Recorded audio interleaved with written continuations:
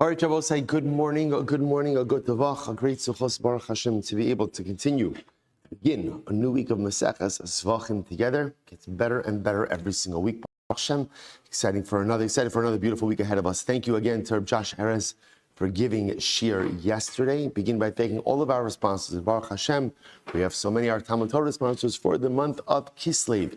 Alison Adam Steinmetz, memory of Adam's grandfather, Rabbi Sheldon Steinmetz, Harav Shlomo Tzvi Ben Ruvain Shimon. Yishav Neshama Shtav and Aliyah should be a Melis Yoshev for his children, his grandchildren, and his 34 great-grandchildren. Kenai Nahara Semi and Malka Esterson, in memory of their parents, Yitzchok Leib Ben Aaron HaKohen, Sarah Rachel Bas Baruch Avram, Hinda Bas Henach Ephraim, in memory of their dear family friend, Staff Sergeant Naftali Yonah Gordon, Hashem Yikom Damo, who fell in battle in Gaza in Erev Hanukkah in 2023. Paul and Kathy Pollack, in memory of Paul's sisters, Leah Bas Shmuel and Zachrini Shulamis Bas Shmuel and Esther Bas Zachariah. Our week of learning sponsors, Baruch Meir and Rina Dubin, in honor of the upcoming chatzana of their daughter Sophie, to Zevi Granat. Baruch Meir here still, and welcome back. The Ofruf, how was the Ofruf? Baruch Hashem, incredible. They should be Zochem Eretz Hashem. They build a binyan adiyad. They should be zocher to send the lechuba b'shah tova mitzlachos and should build a bayis ne'emen b'yisrael me'eh b'esim shanim tovos. Our Daf Yomi sponsors for today, Ayal and Sarah Steinberg, and the schus of continued health and refuah shlema for Shulamis Chana Bas Susha. All of the Neshama Shav and Aliyah, the families in Nechama, all those who need a refuah Shav and together, the Kol Chol Yisrael, and Halabai we should be zocher Eretz Hashem to week of Besoros Tovos for Klal Yisrael. But with that, let us begin. We are picking up today's Daf is Daf Ayin 70. It's a good daf, 70. We are picking up 4 lines down from the top, Elahai Treifa. So we'll say, let's review a little bit. Maybe like from the beginning of the Masechta, right? So just a little bit of a quick recap, right? So again, although I have to say, Reb Josh, I thanked you before for yesterday's daf. Thank you again so very much. He's very humble. He comes in only after the gratitude. Incredible. Also, I'll just tell you, the short Shabbos is always like a tricky time to be able to figure out when to do daf. So I just have to share. I might embarrass some of the chavra, but I came into shul a little bit earlier yesterday and I saw Maishi and Josh sitting and doing the daf together. Baruch Hashem, really beautiful. So just, sometimes the afternoon shir doesn't work for everyone, but get a chavrusa, whether it's actually, it was beautiful, like to walk into the shul early Shabbos morning before davening and see, Maishi and Josh sitting there like plugging away at the daf. It was beautiful. Also opened up an idea that might be an idea a lot of times in the daf yomi shir, like I'm giving the shir, you're listening. Not a bad idea, like maybe like at some point in time to also get a daf yomi chavrusa, to be able to learn it together. Because again, it's as beautiful as the daf yomi shir is, one of the things we do miss out on is the opportunity to be able to learn bechavrusa a little bit. Maybe Shabbos, it's okay, whenever, or Chazara, just something that really is beautiful to see, and maybe something beautiful that we could all, I realize even for myself, I missed that a little bit. But really beautiful. But again, Eshkech to the Chavrusas, Eshkech to Reb Josh, and let's begin. So a little bit, a quick recap. So remember again, we had a Mishnah yesterday on the bottom of Samech Ches Amud Aleph that went on to Samech Ches Amud Beis. Sorry, Samech Tes, excuse me. We had a Mishnah on Samech Tes. So the Mishnah on Samech Tes recorded a machlokes. What was a machlokes? You did malika, and it turned out that the bird was a treifa. So we'll say, so now the shaila is what's the tuma status of the bird? Remember again, an avela, which is an animal which dies without proper shchita, ultimately again conveys tuma. So the shaila, now we know a bird also has the ability to convey tuma, although we already know that a bird is dramatically different than a behema. How so? Just off the bat, how so? Behema goes ahead and conveys tuma how? Manga masa, touching, carrying. Bird, interestingly enough, only conveys tuma how? The beis habli.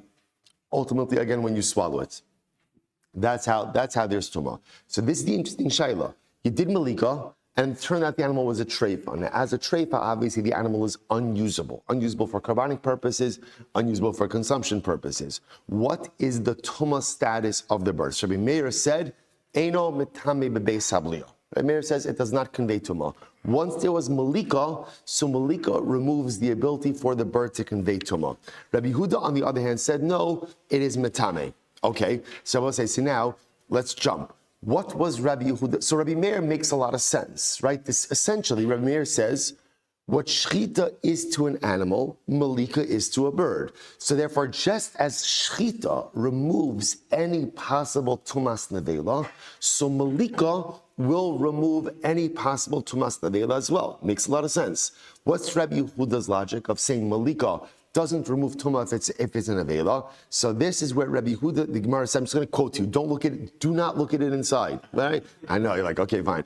So from yesterday's daf again, so Rabbi Yehuda said, the Gemara used lashon of kra ashkach v'kadarash. Rabbi Yehuda found the pasuk and the darshaned it. What was the pasuk? Again, I'm just taking this outside just to set the table for today. Nevela treifa. So the pasuk Rabbi Yehuda was quoting was, V'chol nefesh asher tochal nevela utreifa. If a person, if a Jew, will go ahead and eat an nevela or a treifa, ba'ezrachu bager, v'chibes begadav, v'rachas b'mayim v'tamei adar. So again, Torah says, if you eat an nevela or a treifa, you're tamei. So Rabbi Yehuda said like this, so quoting this outside, Rabbi Yehuda said, treifa lama ne'emra. So Rabbi Yehuda said, ultimately again, why does the Torah have to say treifa? He goes through a whole limud, and bottom line, he says, what's the point of treifa? Treifa is to teach you this case, that if you went ahead and you did malika on a bird, and it turned out that the bird is a treifa, that it conveys tumas nevela. That's it. That's it. So that's where we're picking up with today. Elahai treifa, top of ayin, 4 lines up from the top. Elahai treifa, mibayla suye chayis. Most of the Gemara therefore asks, so Rabbi Yehuda is the one who darshins this treifa. The shaila is, what does everyone else do with this treifa? Ella hai treifa mibai la suye chaya. The Gemara says, according to other opinions, this treifa comes to teach us that halacha l'maisa. Listen to this: the chaylav of a chaya kshera is not mitama. So both say, so remember again. So therefore again, chaylav of a chaya does not convey tuma. So the Gemara says, okay, sadai tchamina. I would have thought mishechal ba'asar ubesara mutar. Because I would have thought like this: when does chaylev convey tumah? Ultimately, again, in a case where the chaylev is asar, but the basar is mutter, the meat is mutter. What is that case? That's by behemoths, right? Because remember again, by behema, what's the halacha? The basar, the meat of a behema is permitted, yet its chaylev is prohibited. Interestingly enough, Rabbi said, by a chaya, which is a non-domesticated animal, the chaylev is mutter. Yatza zu shechel ba'u b'sara mutter. I would think that it comes to exclude this one, i.e. the chaya, where both by a chaya, both is very interesting. The chaylev of a chaya is permitted. Right? So if you have a chaylev craving, right, there is a permissible way to satisfy that, and that's through a chaya. So I might have thought that therefore, again, by a chaya, where the chaylev and the basar are both mutter, ultimately, and perhaps it's excluded. Kamash malam that even the chaylev of a chaya ultimately again is not mitame. Okay, Amarle. So maishna tmeya dein chal b'chalok mebisara. So again, I don't understand. When it comes to behema tmeya, I will say now tmeya in this context means non-kosher animal. So whenever you see tmeya, that's what it means, a non-kosher species of animal. So the Gemara says, maishna tmeya dein chal b'chalok mebisara. So I don't understand, why would you think to distinguish between the chaylev and the basar? When it comes to a behemoth tmeya, a non-kosher animal, there is no distinction between its chaylev and between its basar. So therefore, in other words, that once you have the status remains the same for everything. So too by chaya. By chaya, once I know that chaylev is permitted, then what's the havamina ultimately again that its chaylev should be any different than its basar? Va'od, furthermore, haksiv va'achal lo sochluhu. The pasuk says ultimately again you may not consume it. Allah Amar Abaye says you're right. Treifa legufei itzterich. Treifa ultimately again is needed for its own drasha. What does this mean? Shalo tomar hoil utmeya asura mechayim utreifa asura mechayim. I would have thought like this: a behemoth tmeya. Now, just like tmeya is asura mechayim. Now, remember, tmeya, non-kosher animal, ultimately again has its status even when it's alive. Utreifa asura mechayim, and ultimately again the treifa also has the status of a treifa while the animal is still alive. Matmeya chel batame. Just like by behemoth tmeya, its chaylev does convey tumas nevela. Af treifa chel batame. So too again a treifa, its chaylev would also convey tumah. And therefore again, that's why you would need the drasha to teach. That's not the case. Hainami miboy. The Gemara says if that's the case, you also need the following limud. Shelo tomar holil va'of tamei asura ba'achila. So of tamei, right, which means again, Abba say whenever you see the word tamei, it means a non-kosher species. So of tamei is asura ba'achila. Treifa asura ba'achila. Treifa is also asura ba'achila. Ma'of tamei eino metamei. Just like an of tamei does not convey tuma, af treifa eino metama. So too again a treifa also won't convey tuma. Va'od, furthermore, mi ikala melav treifa mitmeya. Can you actually learn out treifa from tmeya? After all, why are they fundamentally different? Treifa lo haisla shasa kosher.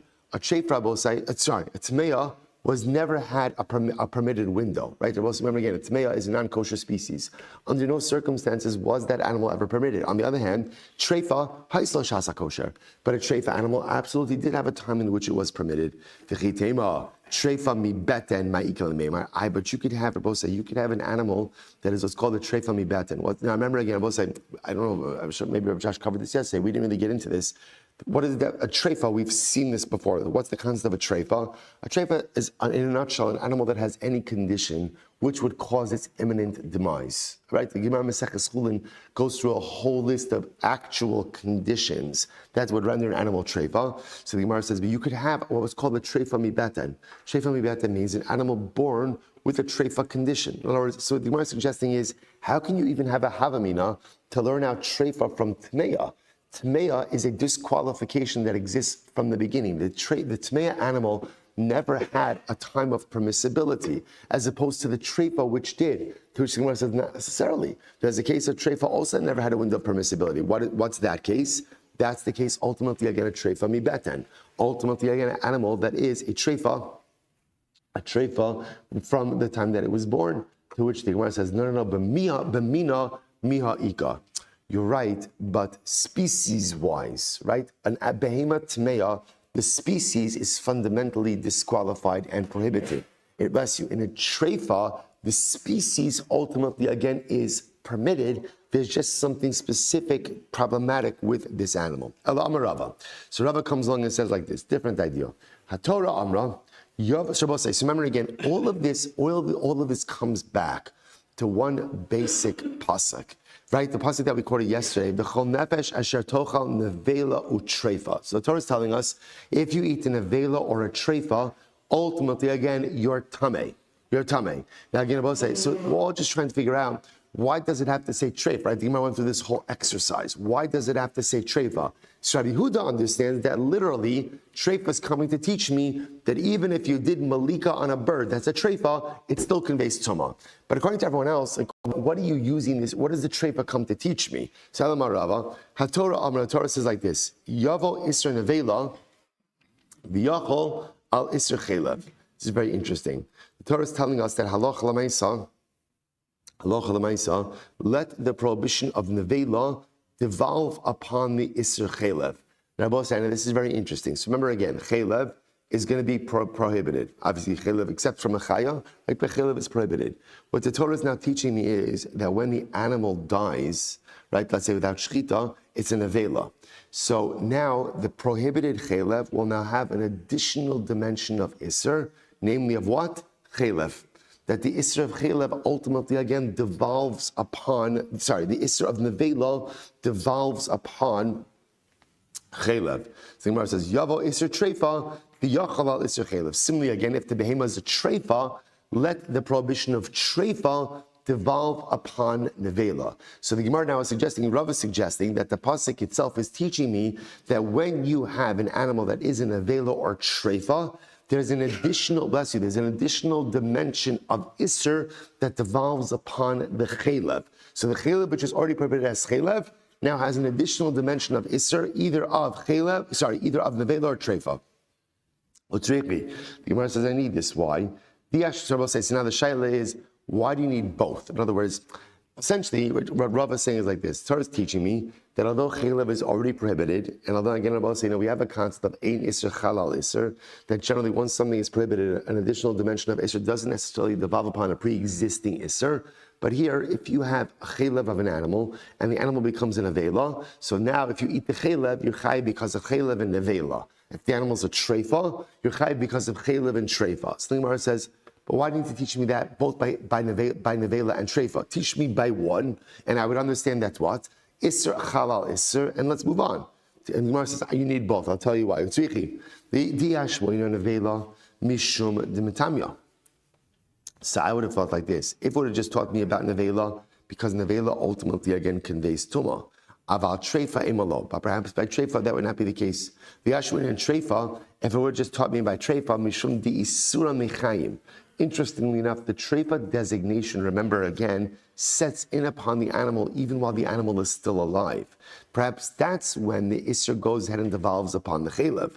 Aval nevela, but nevela ultimately again, which doesn't occur until death, imalo, perhaps it does not devolve upon the chelev. Therefore, tzricha. Therefore, Rava says, ultimately, again, the Torah needs to say nevela and treifa to teach me that when the animal becomes a nevela or a treifa, ultimately, again, this additional dimension isser devolves upon the chelev. Incredible. For Rabbi Meir, hi treifa my aviles. We'll say, so now we come full circle. Rabbi Meir, what do you do with treifa in the pasuk? So remember again, Rabbi Meir is Rabbi Huda's disputant in the Mishnah. Remember again, how did we get into all this? I did malika on a bird. It then turns out that the bird is a treifa. Rabbi Meir says the malika works. Or works in that what? The animal is not an avela, and therefore does not convey tumah. Rabbi Huda says the malika doesn't work, right? That the bird is metame. Where does Rabbi Huda get that from? Nevela treifa. Shkoyach. Now Rabbi Meir, what do you do with the pasuk? Right? With the whole pasuk that serves as the basis, Rabbi Huda shita, Rabbi Meir, what do you do with it? Rabbi Meir, hi treifa my avilei. What does Rabbi Meir do with the pasuk? Ultimately, again, with what does Rabbi Meir do with the pasuk of the Nevela treifa? I will say, I just want to point out. Look at Rashi for just a moment. Rashi is about 2, 4, 6, 8, 10, about 11 lines up from before it gets wide. Just a simple Rashi. Rabbi Meir, da amar of shchitaso mitaheres treifaso. So according to Rabbi Meir, right, Rabbi Meir holds that when you do malika on a bird, even if it turns out that that bird is a treifa, as much as the bird is sacrificially invalid, the malika works to remove the tumas nevela. Right? It's not metame. So Rabbi Meir, what do you do with this pasuk? Hi treifa my avile. What does he do with this pasuk of treifa? So in Ba'ilele meute shchita shehi lifnim. This is very interesting about this. I see he goes ahead and uses it to exclude the case, ultimately again, of shchita that was done inside of the Beis Hamikdash compound, that it's not metame bebeis habliya. Take a look at Rashi. L'miut shchita shelivnim ki damrin la'el matreifa sheshava bifnim ki bachutz yatsa shochet of chulim bifnim. So Rabbi Meir holds like this: if you shechted a bird, if you did shchita on a bird, now again remember, in a Beis Hamikdash there's no such thing as shchita by a bird. It doesn't exist, only malika. But if you did do shchita on a bird inside the Beis Hamikdash, as much as it is sacrificially unfit, it will not convey tumah. That's what that's what he learns. That's the shita. The mi'ute shchita shehilifnim. That is not metame. Rabbi Huda. So where does Rabbi Huda learn this out from? Rabbi Huda treifa achrina ksiv. Rabbi Huda says there's another treifa. The Torah says a second treifa. V'chol nefesh asher tochal nevela utreifa. So it says a second treifa. Ultimately, again, therefore, we learn from that treifa, Rabbi Meir. Chala mi'ute shchita l'shlifnim, v'chala mi'ute of tameh. So Rabbi Meir uses, Rabbi Meir agrees, there's two treifas. One treifa is to exclude the case of if you shechted a bird inside of the precincts of a Beis, as much as that is sacrificially unfit, halacha l'maisa, it does not convey tumah. The other treifa, ultimately, again, he uses to exclude of tameh. This is very interesting about saying. A bird, a non-kosher bird, does not convey tumah. That's just halacha. Only kosher birds convey tumah. Non-kosher birds do not convey tumah. Rabbi Huda, where does Rabbi Huda get that concept from? Minavela nafkale. Rabbi Huda ultimately learns it out from nevela. Rabbi Meir will say, "Hi nevela, my avile." What does Rabbi Meir do with this hi nevela? L'shir achila bekizayis. So this is very interesting. So if you take a look at Rashi for just a moment, Rashi, now we're in the third wide line of Rashi. For Rabbi Meir, hi, kra yisir dinavela lo yachal mibayle lamed tum aso she'enu metame ela kishir isra achilasa dahane kizayis. So interestingly enough, Rabbi Meir learns out from that extra nevela that the shear for tumah is the same shear for normal achila, which is a kizayis. And as I was saying, when we speak about the idea that a bird conveys tumah when you're swallowing it, how much do you have to be swallowing? How much? A kizayis. A kizayis. So the Gemara says, I, v'seifo kli mikrei kamo, it's one shot from the earlier pasuk, mida'afki rachmona b'loshon achila, chad l'shir achila b'kizayis, v'chad l'shir achila b'chdi achilas pras. Because we'll say, after all, again, the Torah itself frames it with lashon achila. So say that there are two limudim happening over here. Number one, you have to go ahead and eat a kizayis. This is actually an interesting halacha in general. In general, isure achila require a kizayis. Right? The exception to that, when don't you need a kizayis? When don't you need a kizayis? A little bit of a chazar from Maseches Makkos. Bug. Right? What we call in halacha? Beria. Right? Beria. Right? So remember again, remember saying, so Maseches Makkos we had this, right? Remember, the halacha is if you eat an ant as much as obviously, again, if you eat a kizayis of ants, you have much bigger problems, right? You have much bigger problems, right? But Lamaisa, if you eat an ant, which obviously is tiny, right? So Lamaisa, you're chayiv. Actually, you're chayiv 7 different lavim for shrotzim, right? But ultimately, again, why? Because it's a beria. It's a fully intact living being. But aside from that, generally, whenever we have an Isra Achila is kizayis. There's another important detail in that. It's not just kizayis, but it's what we call kizayis bichdei achilas pras, which means you have to eat a kizayis literally again in right. Machlok is exactly how long it is, right? But you have to eat a kizayis within a certain time frame, because if remember again, in order for achila to be considered one unified act, it has to happen within a time frame. If you span it too long, then again, it's not considered to be one act of eating. We have this. Well, this has many different applications, which is not for now. So therefore, the Gemara says over here that halacha l'maisa, when we say that if you eat a kizayis of a bird nevela or a bird treifa potentially, that it conveys tumah, right? If it's a kizayis in your throat, it's b'chdei achilas pras. You have to eat that kizayis within a certain amount of time. So I would have thought like this. Now, said this whole bird thing is a big chiddush. Now, what's the big chiddush?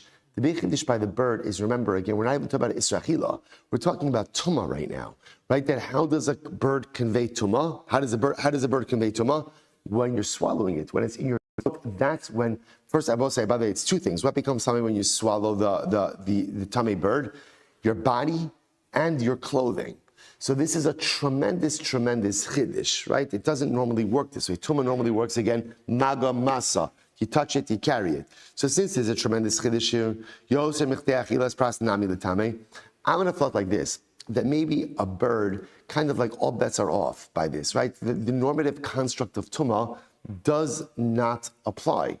Because after all, again, think about this. Once a bird is such a chiddush that it's conveying tumah, number one, through swallowing, I would have thought like this, even if you need a kizayis, maybe even if you eat the kizayis over 3 hours, even if it's not b'chdei achilas pras, right? Maybe that still conveys tumah. Kamash malon though. Kamash malon Rabbi said that as much as bird is a chiddush, at the end of the day, it is still governed by the normative laws of consumption. Therefore, again, you're going to require a kizayis, and that kizayis must be consumed b'chdei achilas pras. Incredible. Tanra, Rabbanan Rabbi say, let's go weiter. Let's go weiter. So it says the Gemara. Good. Tanrabanan, the chaylev nevela, the chaylev treifa. So the pasuk says ultimately, and chaylev nevela, chaylev treifa. Let me give you the rest of the pasuk. The chaylev nevela, the chaylev treifa. He asel lechol melacha, va'achal lo sochluhu. So it's an interesting halacha. If you have chaylev of a nevela and chaylev of a treifa, ultimately again you could do whatever you want with it, as long as what? You don't eat it. You don't eat it. Okay, so the Gemara says, fine. I will say, now what are we talking about over here?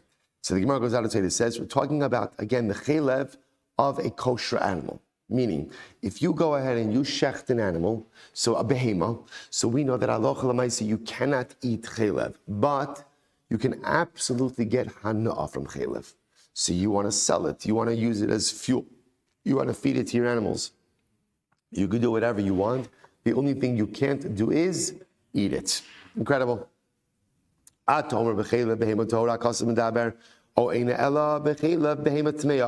I don't understand. How do you know? How do you know it's talking about the chaylev of a kosher animal?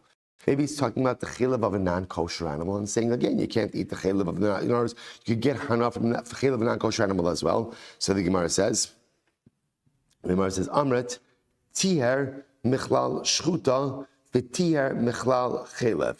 So the Gemara says it's very interesting. If you take a look at Rashi, Rashi says, this is about 8 lines up from the bottom of the daf in Rashi. Tiher michlal shchuta, tiher miletame mitam shchita, shashchita mitarasa. So as I saw, on one hand, what does shchita do? Shchita is mitaher an animal, which means that when an animal is shechted, by definition, it no longer conveys tumah, right? It no longer conveys tumah, right? So therefore, again, and by the way, what's important about this is, even if the shchita doesn't render the animal consumable, right? Even if you can't eat it, halacha l'maisa, again, shchita takes away tara. Shchita takes away tumah. So the Gemara says, tir mechlal shchuta, the tir mechlal chaylev. Look at that next Rashi. So the Gemara says, the tir mital chaylev, mitam chaylev tir es hanavela, milatam shekasav kan shechaylev nevela tar. So ultimately, you're going to both say, so remember, shchita is mitar the animal in general, and shchita is also mitaher the chaylev, that the chaylev doesn't convey tumah. Ma kishetir mechlal shchuta b'tahora v'lo b'tmeya. So where does shchita work? Shchita works with a kosher animal and not a non-kosher animal. Av kishetir mechlal chaylev b'tahora v'lo b'tmeya. So too when shchita goes ahead and prevents chaylev from conveying tumah, it's also by a kosher animal and not by a non-kosher animal. That's what the Gemara says. And therefore, again, when the Torah says that you can get benefit from chaylev, what is that talking about? A properly shechted kosher animal. That as much as halacha l'maisa, again, the chaylev is not permitted for consumption, you are absolutely permitted to get hana. Okay, lechel derech zu. I don't know, or maybe interpret a little bit differently. How so? The Gemara says, zu ti. So the Gemara says, okay, lechel derech zu. Tir mechlal nevela, v'tir mechlal chaylev. Ultimately, again, the animal was permitted ultimately again from the chlal nevela, and therefore ultimately, in other words, once you shecht it, it's no longer an avela. So therefore, ultimately again, it permitted the use of the chaylev. Ma kishetir mechlal nevela b'tmei avela b'tahora. Ultimately, again, when it was going ahead and when it was permitted from the chlal nevela, by a case of tmei, not by tahora. Av kishetir mechlal chaylev b'tmei avela b'tahora. So to maybe what it's talking about by the chaylev, it's talking about a behemoth tmei and not by a behemoth tahora. Amrit, the Gemara says that can't be. Why? Amud Beis, Kisheba b'derech zu, because if you interpret it this way, he b'tahora. Ultimately, again, the animal itself is talking about an animal of Torah. Kisheba b'derech zu, he b'tmeya. But ultimately, again, if you interpret it the second way, then the animal itself is a tmeya, and that doesn't make all that much sense. Because if it's an animal that's a tmeya, then ultimately it still remains, Rashi says, begeder treifa. Okay? Talmud lomar, treifa. Therefore, the pasuk says, same pasuk we're talking about before, says treifa, because it's v'chelev nevela, v'chelev treifa. So the Torah goes out of its way to highlight that both the chelev and nevela and of a treifa are permitted for use. Talmud lomar treifa. Mi sheyesh b'mina treifa. We're talking about an animal that has in its category a treifa. And I both say, what type of animal is subject to the laws of treifa? What type of animal? Only a kosher animal. A non-kosher animal is not subject to the laws of treifa. Why? Because a non-kosher animal is just simply unfit for use. It doesn't matter if the animal is a treifa or not. In other words, treifa is a specific designation within the category of kosher animals. So you could have an animal that is categorically kosher, but is a treifa. Concept of treifa does not apply to non-kosher animals. Tamaloma treifa, mishiish b'mina treifa. Therefore, again, it only applies to something which has categorically a treifa, which applies to kosher animals. Otzies hatameya she'ein b'mina treifa for the otzies hatmeya she'ein b'mina treifa. Therefore, again, I will exclude from this non-kosher animals, which are not subject to the laws of treifa, for the otzies hachaya sheyesh b'mina treifa. But ultimately, again, I will not exclude chaya, which is subject to the laws, ultimately, again, of treifa. Therefore, both say, what the Gemara seems to say is like this. So, Tamalomar, let's finish the Hajj. Tamalomar, v'achol lo sochlu, you shall not eat it. Remember, the Torah says, you can get benefit from the chelev of an avela or a treifa, but you can't eat it. Mi shechel ba'asar u'b'sara mutar. So what is the Torah referring to? A type of animal where the chelev is not fit for consumption, but what? The meat is. Yatzachaya shechelba ubesara mutter. It also comes to exclude a chaya, because interesting enough, also remember again, a chaya, both the meat as well as the chelev, ultimately again, are going to be permitted for consumption. Therefore, the Gemara wants to suggest as follows. When the Torah refers over here to this case, of where the Torah goes out of way to say that the chelev of an avela and the chelev of a treifa, ultimately again, are permitted for benefit, not permitted for consumption. What kind of animal are we talking about? So the Gemara posits, it must be talking about a kosher animal, ultimately again, which was shechted. And therefore, again, although the meat is not going to be consumable, why not? Why not? Because it's an avela or a treifa, right? Ultimately, again, or with a batch shchita, that would be an avela. Ultimately, again, halacha l'maisa, the chelev is permitted for benefit. Not for consumption, but yes, for benefit. Incredible. Now we're not really finished yet. Amalei Rav Yaakov, bar Abba l'Rava. Elamiata, but using this logic, nevelas behema tohorahu dimitame. So I'll say, so using this logic, it sounds like then you're referring to this like this, that the nevela kosher animal, that's what conveys tumah. Nevelas behema tamea lo mitama.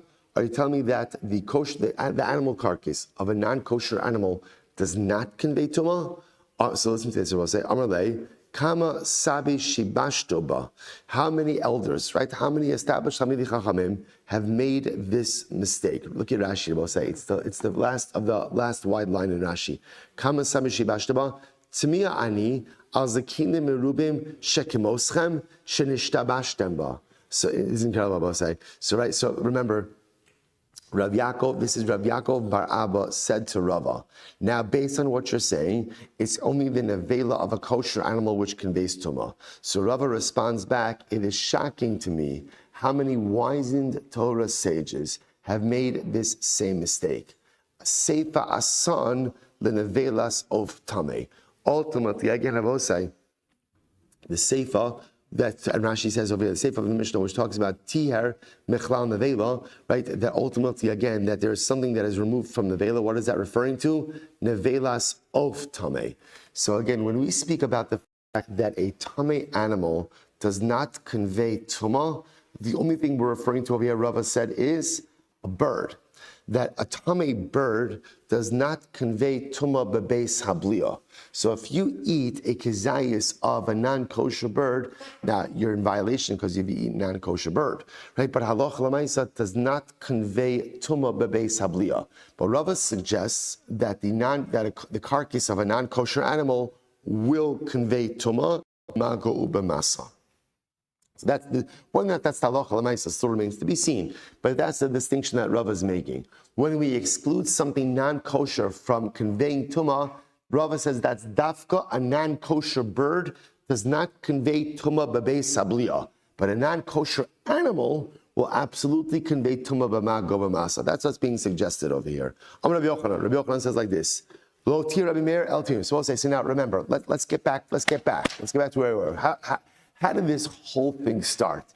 You're like, I don't even know where I am, right? I don't know where this whole thing started. This is how it all started.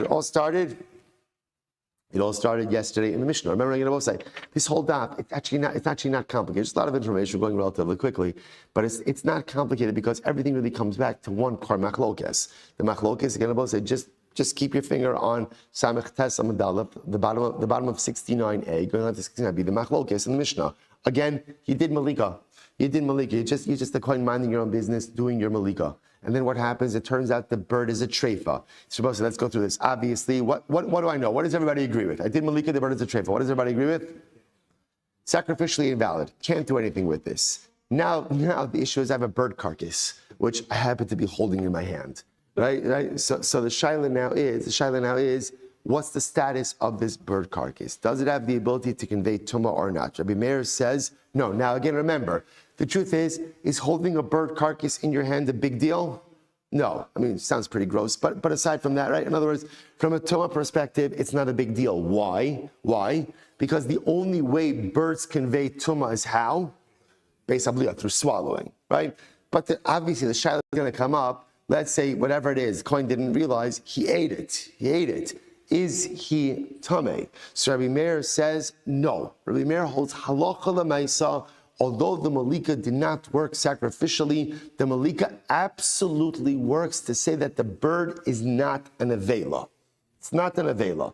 Rabbi Yehuda started this case. So we spent the bulk of today really focusing on Rabbi Yehuda. Now the Gemara goes back. Rabbi Yochanan comes along and says, well, when Rabbi Meir says that the malika works ultimately again on the bird that's a treifa, so that doesn't convey tumah. Rabbi Yochanan gives an interesting qualification. It's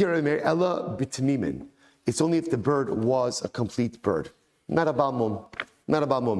Meaning, what does that mean? That the bird itself was technically fit to be offered up as a carbon. And obviously, once you open it up, you realize it's a treifa, it's unfit. So Rabbi Meir says, malika works to go ahead and prevent tumas nevela only when the bird was unblemished. However, the Gemara says, and rather, if you look at Rashi, what's the logic? Lotir Rabbi Meir, it's in the short lines of Rashi, about 5 lines in. B'malikas treifa ela b'tmimim, the shaycha bahu malika. So once you hear this, what's Rabbi Meir's logic? Rabbi Meir's logic is like this. When the Kohen's holding that bird, right? So again, he's doing malika. When do you find out that the bird is a treifa? When do you find out it's a treifa? Only after the fact. So the Kohen is acting in good faith. He's doing his job. And the Rabbi Meir says the malika should work, at least that it doesn't convey tumah. Rabbi Yochanan comes along and qualifies. He says, yeah, only when the bird was not blemished. Because if the bird was blemished, then what? You had no business doing malika in the first place because it was sacrificially invalid. So if the bird was a tamim, if the bird was complete, if the bird was unblemished, and you went ahead and you did your malika, you acted just in a normal course of sacrificial service, that's when Rabbi Meir says the malika works to prevent tumas nevela. But if halacha l'maisa,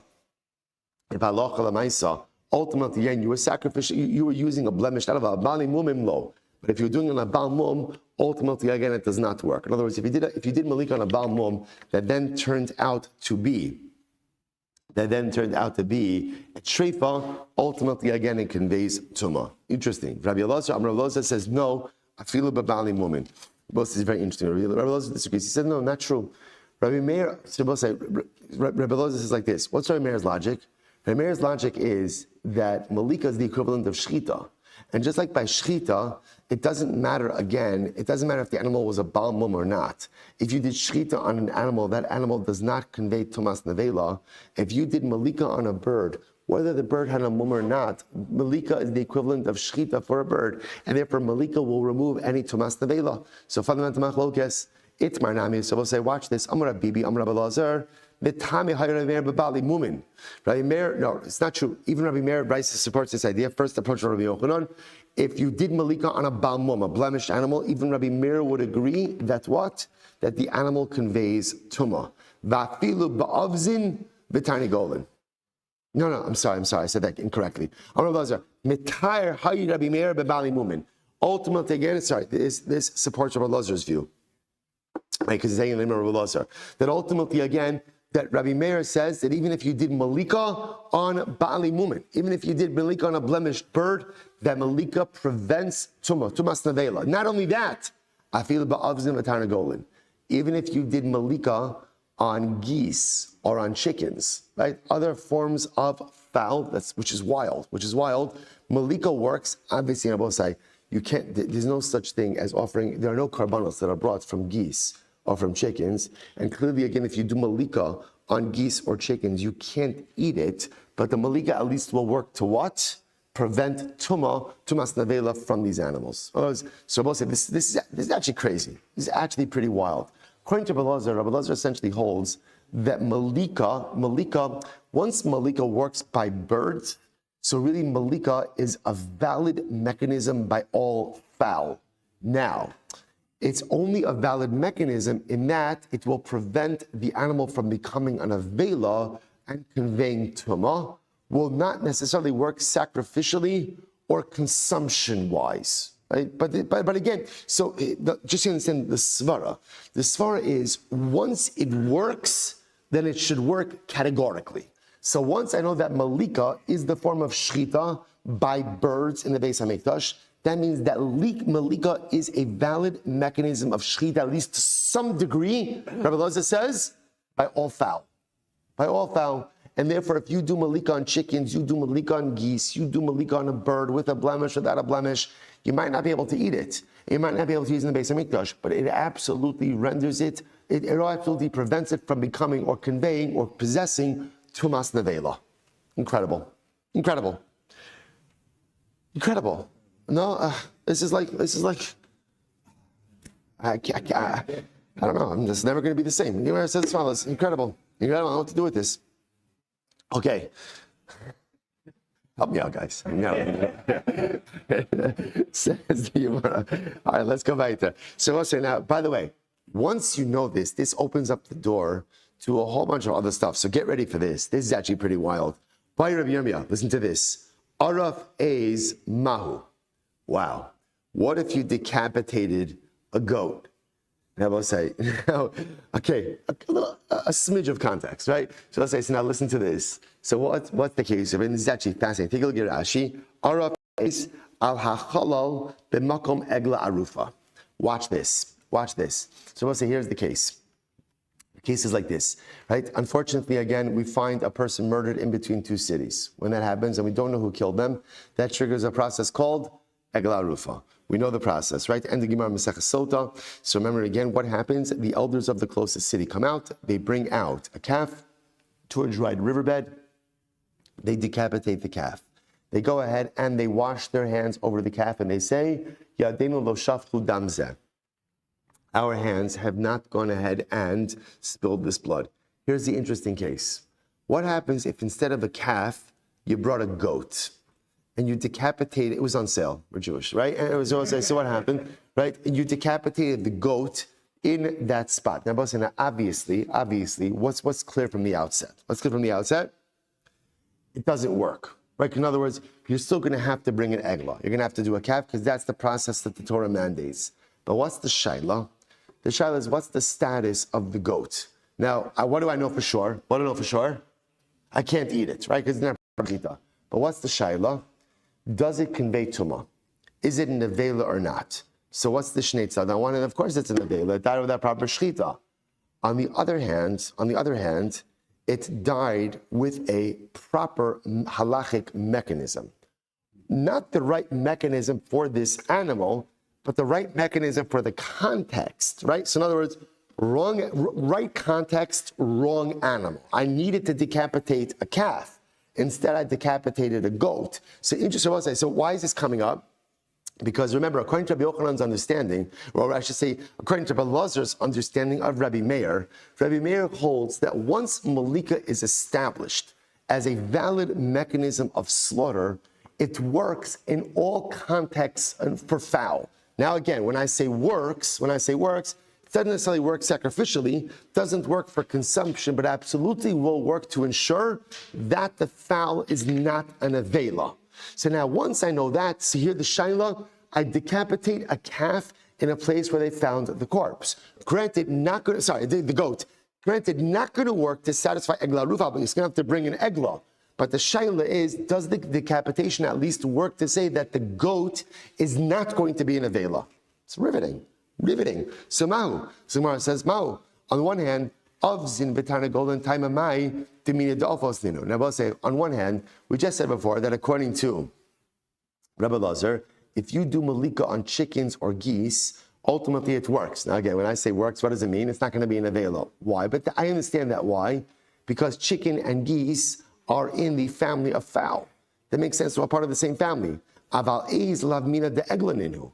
But a goat is not in the calf family.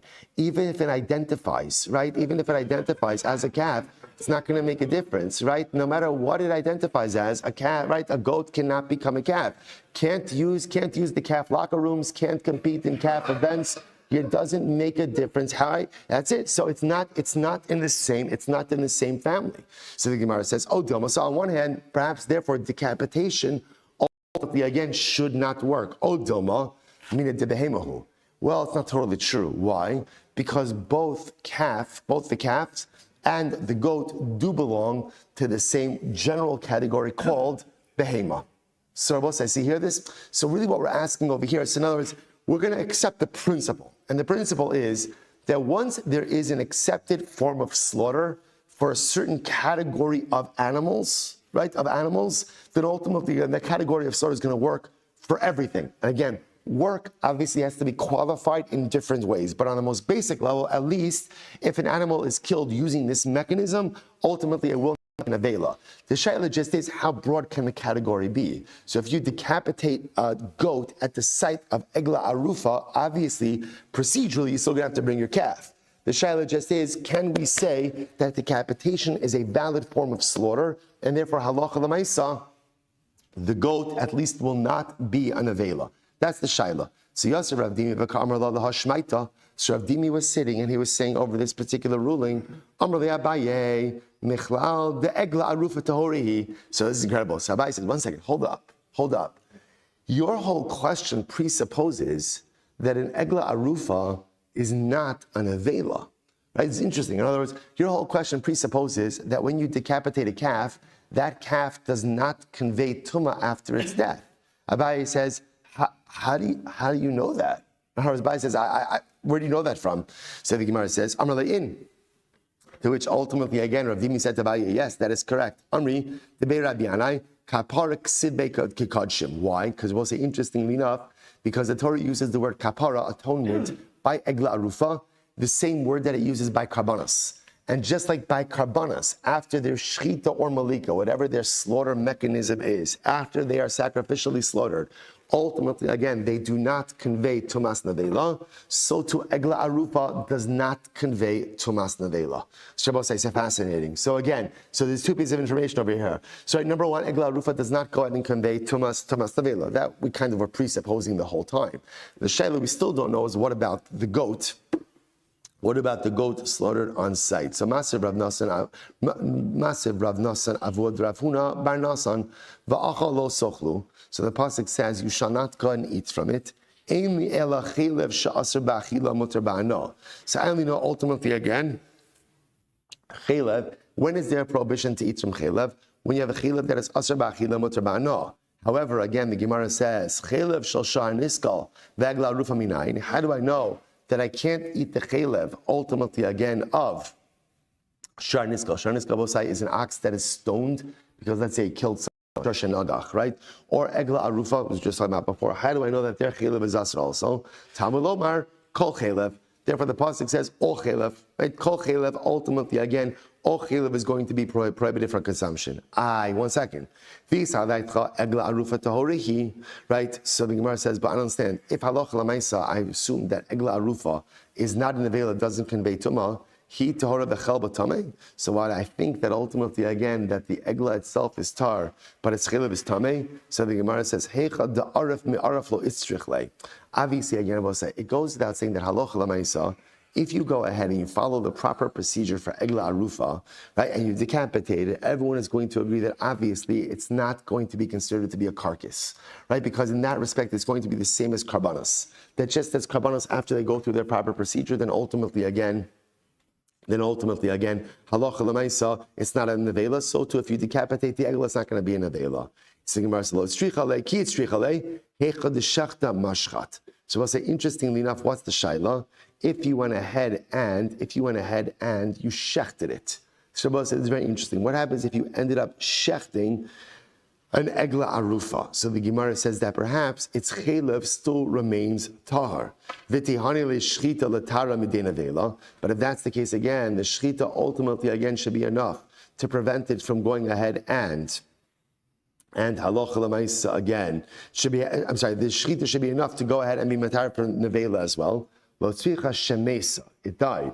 Asura. So is that to say that again, egla rufa becomes prohibited from when it's still alive? Is that what you're saying, that the status of egla rufa devolves upon the animal even when it's still alive? Which should be a little bit strange. Yes, the Gemara said this is actually wild. The Gemara says halacha l'maisa, the status of egla arufa devolves upon the animal while it is actually still alive, even before it's decapitated. So then says, Rabbi Yana says, Gevul shamati v'shachachti. This is incredible. Rabbi Yanai said, I heard, Gvul Shamati, in other words, I heard that there is a certain time at which Egla Arufa becomes prohibited even before it is shechted, but I forgot when that is. I will say lines like this are always incredible in the Gemara because they're very affirming for us, right? That Lamaisa again. See, I don't know. I forgot. Sometimes more frustrating than not knowing something is knowing that you knew it, but now forgot it. So it's, again, part of the human condition. Rabbi Yanai says, ultimately, again, Gvul Shamati. I heard that there's banjanos. I heard that there's a point at which Egla Arufa ultimately, again, becomes Asr as Egla Arufa, but I forgot when it was. V'naspin Chabar Yolamimar. And then my friends reminded me, and they said, ultimately, in Yeridasa Nachal Isan, He osarta. So Rabbi said, this is incredible. When does the Egla Rufa become prohibited? When it goes down, ultimately again, to the Nachal Esan. When it goes down to the dry riverbed, ultimately again, that's when it becomes prohibited. So Rabbi says, so first of all, I'll just point out, so therefore, halacha l'mais, just interestingly enough, we see the Egla Rufa status devolves upon the animal even before it actually is decapitated, which is actually quite fascinating. So halacha good. So I'll say, interestingly enough, the Gemara does indicate, first of all, Egla Arufa does not have Tumas Nevela. So that's number one. Egla doesn't have Tumas Nevela. Why? Because basically the Gemara said it has kapara like kachim. The same way by other karbanos. Once you shecht it, ultimately, again, it doesn't have Nevela. So too Egla Arufa does not have Nevela as well. Now, I will say, interestingly enough, in this general machlokes between Rabbi Meir and Rabbi Yehuda back in the Mishnah, how do we paskin? The Rambam paskins like Rabbi Yehuda. The Rambam paskins that halacha l'maisa, if you do malika, and it turns out that the bird is a treifa, halacha l'maisa, again, we paskin that the bird does convey tumah. That ultimately, halacha l'maisa is like Rabbi Yehuda, not like Rabbi Meir. I will say, I'll also just point out, there's two tremendous, beautiful lessons that come out from this little piece of Gemara. So remember, again, what happened over here. Rabbi Yanai said, Gvul Shamati, I knew what the halacha was, but I forgot. Rabbi say, who helped him? Finas bin Chavaria. His friends helped him. Rabbi say, the power of a positive peer group.